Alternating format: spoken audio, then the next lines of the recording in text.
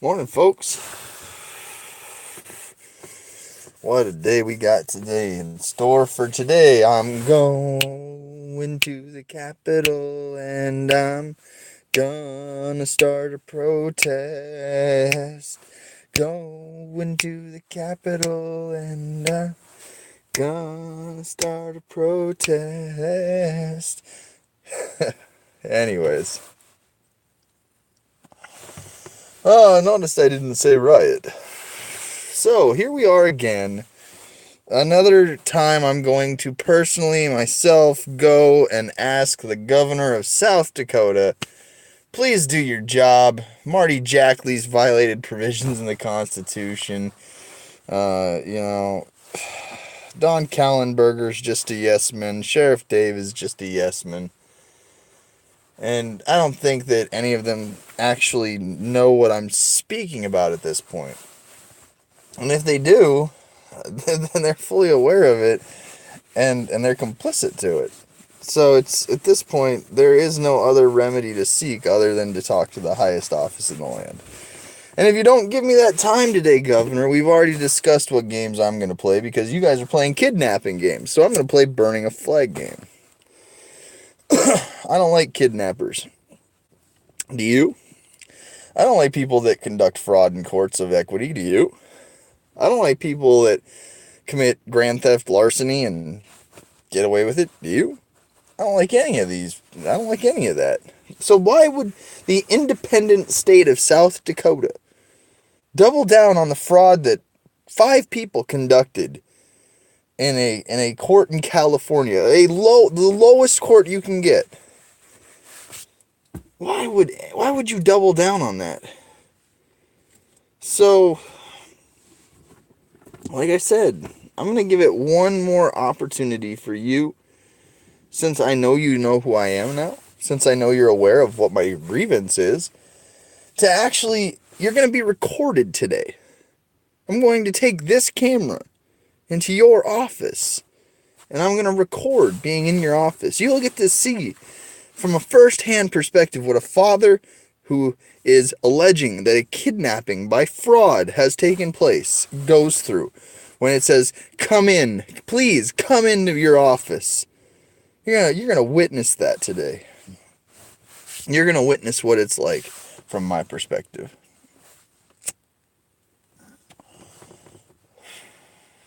So like I said, I don't do this for anybody's entertainment. I do this as my way of documenting what I'm going through. And I make it very clear to you, Governor, that when and if you are there today, if I don't hear from you, understand I've got my plan set. I already know what I'm doing. I've already played it out 1,000 times what I intend on doing. And if I don't hear my daughter's voice by the time I leave Pure, South Dakota today, then I'm going to burn the flag on the steps of the Capitol building. You won't see it coming. See, originally it was going to be a peaceful protest. It was going to be, displayed in a trash can and just dumped right in the trash can and lighted on fire. And of course the trash can would be made in the USA. But now, like I said, you're going to sit there and you're going to continue to allow the fraud kidnapping of my daughter. You're going to tell me there's nothing you can do. So you know what? Since there's nothing you can do, there's nothing you're going to be able to do to stop the flag burning on the South Dakota Capitol steps. As God is my witness, you won't see it coming. You won't know what time, what day, when. I'm not going to advertise it. I'm the only one on this planet that knows what day it's going to be. And, like I said, I'm not negotiating anymore. I'm not negotiating for this anymore. It is felony, fraud, kidnapping. How is this so complicated for people? I can understand the stupidity of the internet with everybody with a dumb fucking comment that's going to say, oh, well, I don't know what you're going through. Felony, fraud, kidnapping. It's not that complicated. Well, tell us about it, CJ. No. Felony, fraud, kidnapping. There you go. I told you about it. The flag will burn if it does not end today. If I don't hear my daughter's voice, it's been 1,516 days.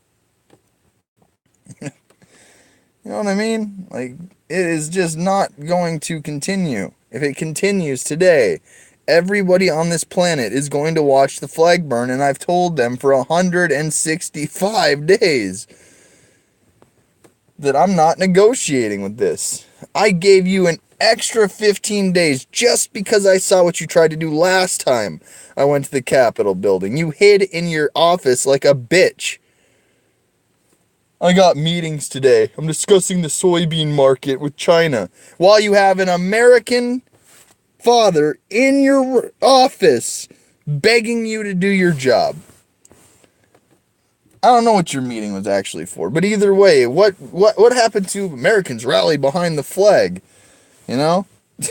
not in this world, not in this country anymore. They rally behind what's a popular cause. They don't rally behind what's just anymore. You know? I'm half convinced that 95% of these causes are just manufactured so people can make money off of the internet and just talking about it. I'm almost convinced of it at this point in history. But me, I'm going to take what you love, the flag, I'm going to pre-soak it in kerosene, and then I'm just going to light it up in flames right there on the Capitol steps. You just wait for it. And you know what? Like I said, I'm ready for you to arrest me. You will be my first witness called. The first thing I'll be doing is giving you the Johnson v. Texas, the First Amendment right to symbolic speech of protest. Johnson versus Texas, 1984. And then guess what? You know what they tried to do back in the 80s? They tried to pass a federal law to stop flag burning. You know what struck that down? The Supreme Court. And they said, no, symbolic speech when it's done in protest. Well, what do you think I'm doing? I'm protesting this government's continuous aiding and abetting in the felony fraud kidnapping of my daughter. So, if I get handcuffs on me when I do burn the flag, understand that I am going to, you guys are going to make me a very happy man, because I'm going to subpoena Governor Dennis Dugard, Governor Dennis Dugard, Attorney General Marty Jackley, State's Attorney Don Kallenberger, and Sheriff David Ackerman. You will be the first 4 that I subpoena when I sue the state. You're going to sit there and you're going to continue to aid and abet in the felony fraud kidnapping of my daughter, then I'm going to embarrass the shit out of you, Governor. It is your last term of office. You will not be serving as governor. I played a huge role in the simple fact, I guarantee you when they look back in history, I guarantee this, 100 years from now when I'm dead and gone, they will look back at 2018 and they'll say, yeah, C.J. Abernathy was the reason why South Dakota had its first female governor. Isn't that right, Kristi Noem? How many parents do you know out there that go through a felony fraud kidnapping? The government's own response is that if you are going through a kidnapping, the only people that can stop a kidnapping is the government. And if the government's not going to stop the kidnapping, then guess what? This government's going to watch the flag burn. That's how it's going to work. That's it. That's it. You don't want to watch the flag burn? Then you stop the felony kidnapping of my daughter. That's it. There's no more negotiation. I'm going there to peacefully redress my grievance one more time. One more time. That's it. This is the final time that I'm going to sit behind a camera and say, this is it. I gave it to you last time where I said, you know what? Because of other people that I respect that begged me not to burn the flag, begged me. And because I respect them, not you, I respect them, the flag didn't burn on that day. But your highway patrol officer you had sitting right there waiting for me knew damn well that there's nothing he can do to stop me. Because I asked him, I said, upon arrest, because you'd have to arrest me, what statute are you going to show me that supersedes my First Amendment right to freedom of speech in protest of this government? He couldn't tell me.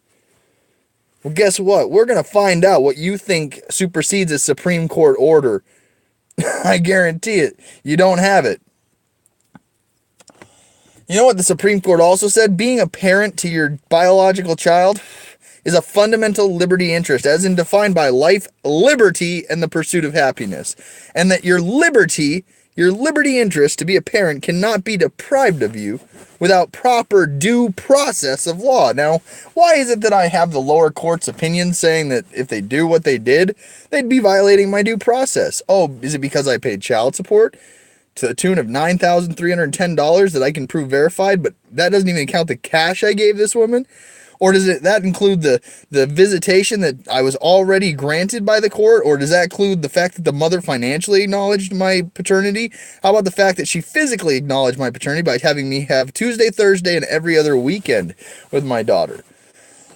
And how about the California case law that says that when a biological mother and a stepfather who's married, when the child's conceived in a marriage, because, one has an affair, but the married couple permits the biological relationship to develop, they cannot unilaterally terminate that relationship.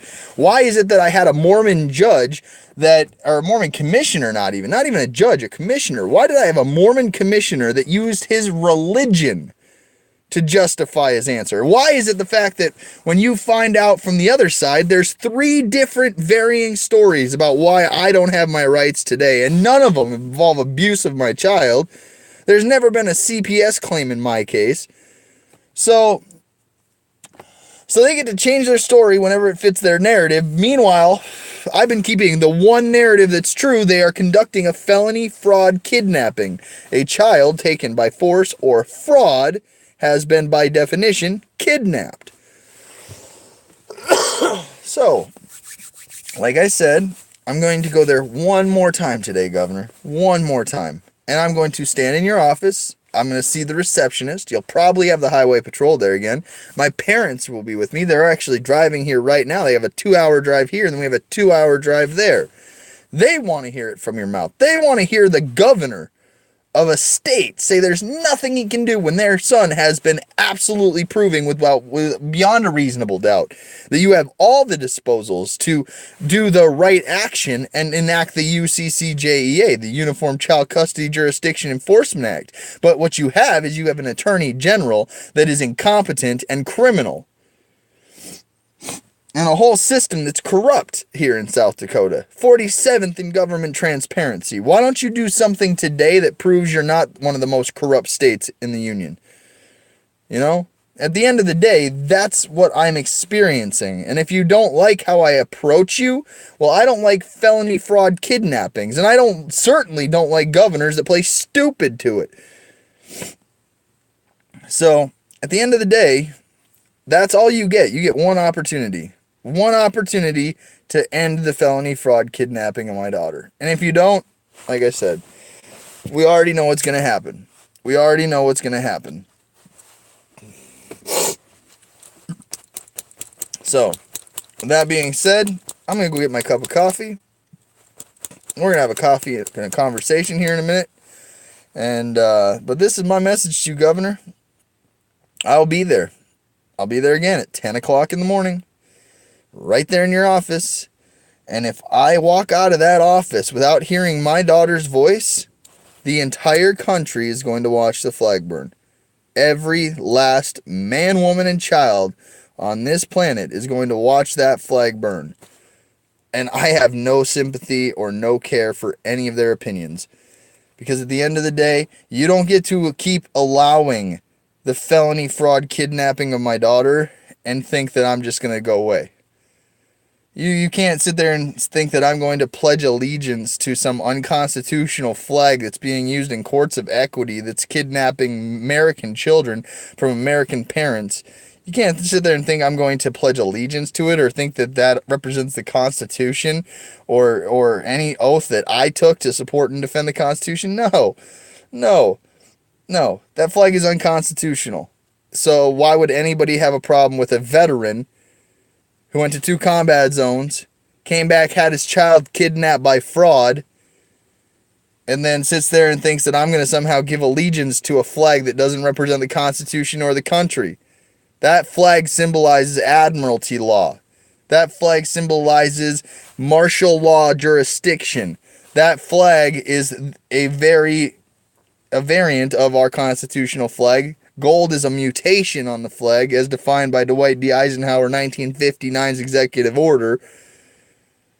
So you're not going to convince me that I'm somehow some bad veteran disrespecting other veterans in active duty when they're obviously too stupid to realize what I do. And if they do realize what I do and they haven't been speaking out about it, then guess what? They haven't been supporting their oath now, have they? No, they haven't.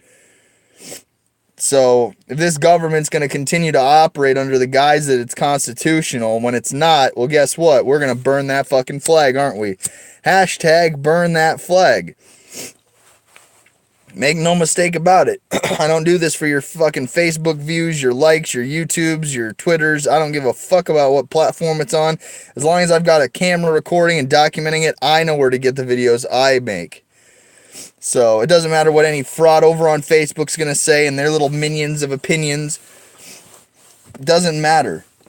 You want me to go away? You want me to stop this? You want me to stop embarrassing this government? You want me to stop, threatening to burn the flag? Well, it's not a threat. It's a promise. I will burn it. But you want me to not burn the flag?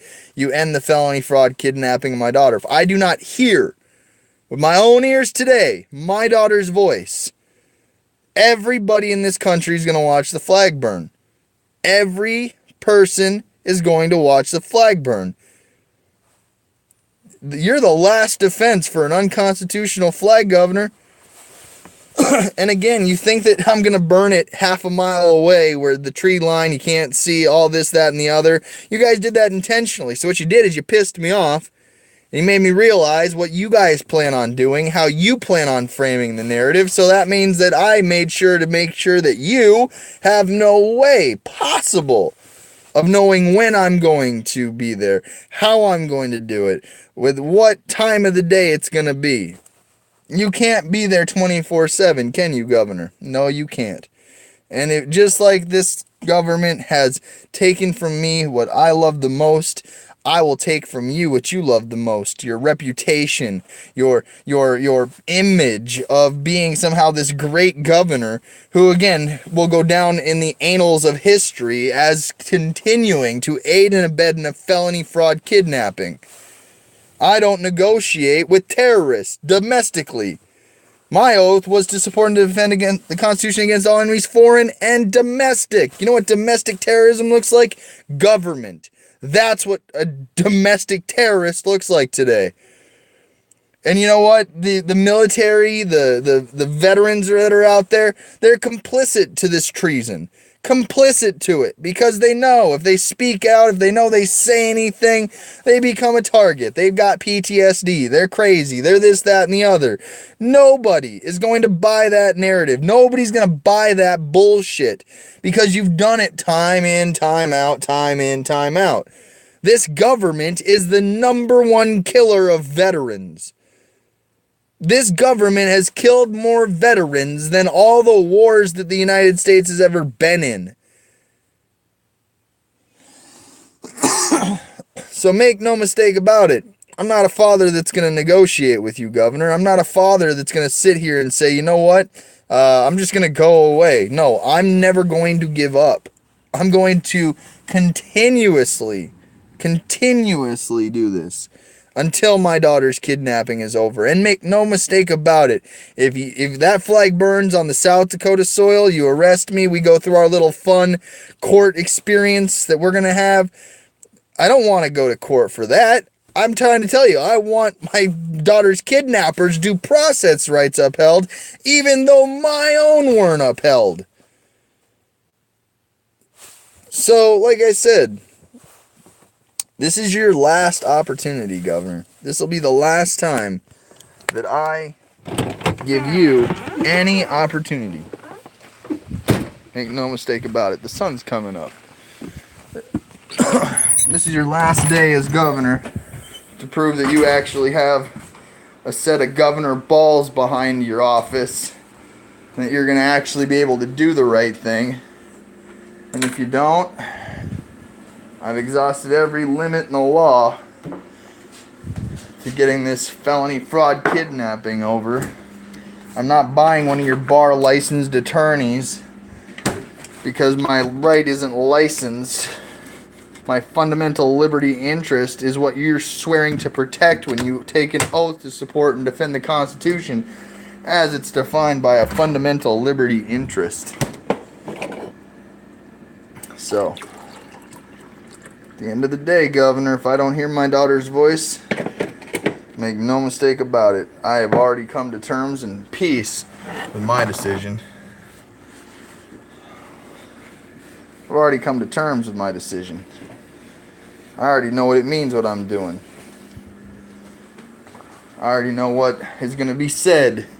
I already know what your narrative's going to be.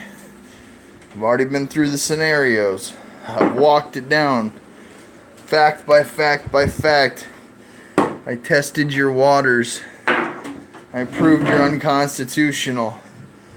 I sat here day in and day out and I gave everybody opportunities to come and talk about it, speak about it, learn about it, figure it out for themselves. I was attacked, criticized, ostracized by some pretty shitty people.